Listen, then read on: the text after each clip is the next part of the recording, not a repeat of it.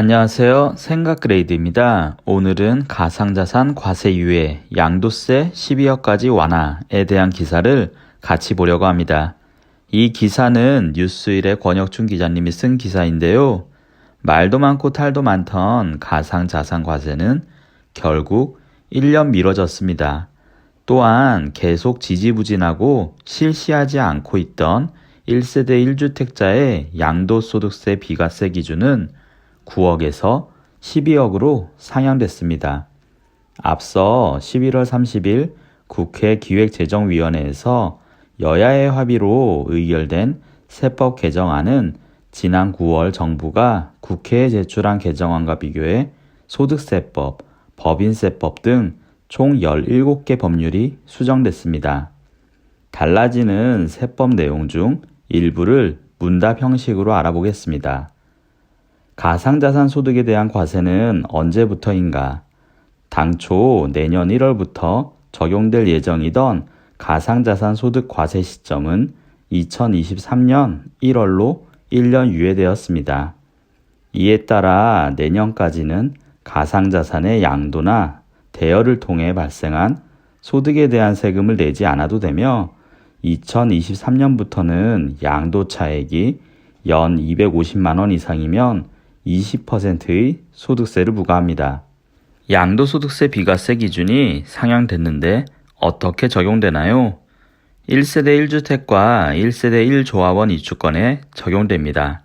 현행 법률에서는 실거래가액이 9억 원이 기준이었지만 개정된 소득세법에서는 비과세 기준이 12억으로 상향됩니다.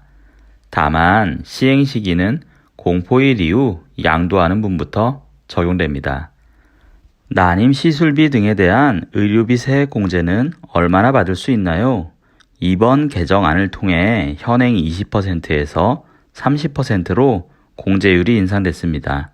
또한 미수가, 선천성 이상아에 대한 의료비 세액 공제율도 현행 15%에서 20%로 인상됐습니다.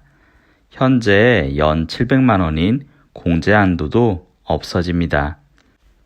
현금 영수증 의무 발행 업종의 미발급 가산세 경감 기간이 확대됐는데 현금 영수증 의무 발행은 매출 양성화의 한 방향으로 변호사 등 전문 자격사, 병원, 골프업, 미용업, 가구 판매 업종 등 80여 개 업종에 대해 소비자에 대한 건당 매출이 10만 원 이상인 경우 현금 영수증을 의무 발행하는 것입니다.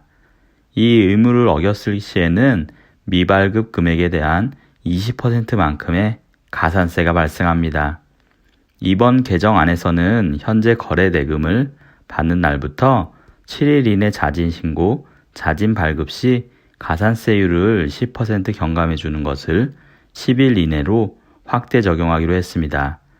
가산세 부과 기준을 합리화하기 위한 차원입니다. 착한 임대인 세액 공제는 언제까지 적용되나요? 당초 올해까지 적용되던 것을 정부가 내년 6월까지 연장하는 것으로 제안했고 국회 협의를 거쳐 6개월이 더해져 총 1년이 연장되었습니다. 이에 따라 소상공인인 임차인에 대해 상가 건물 임대료를 인하한 부동산 임대사업자는 내년 말까지 임대료 인하액의 70%를 소득세, 법인세에서 공제받을 수 있습니다. 아울러 세액 공제 요건의 완화로 임차인의 중도 폐업 여부와 관계없이 남은 계약 기간 종료까지 임대료를 인하해주면 공제를 받을 수 있습니다. 오늘은 2021년 세법 개정안으로 바뀐 세법을 같이 보았는데요. 이 영상을 통해 여러분들의 생각도 업그레이드 되었길 바랍니다. 이상으로 생각그레이드였습니다. 감사합니다.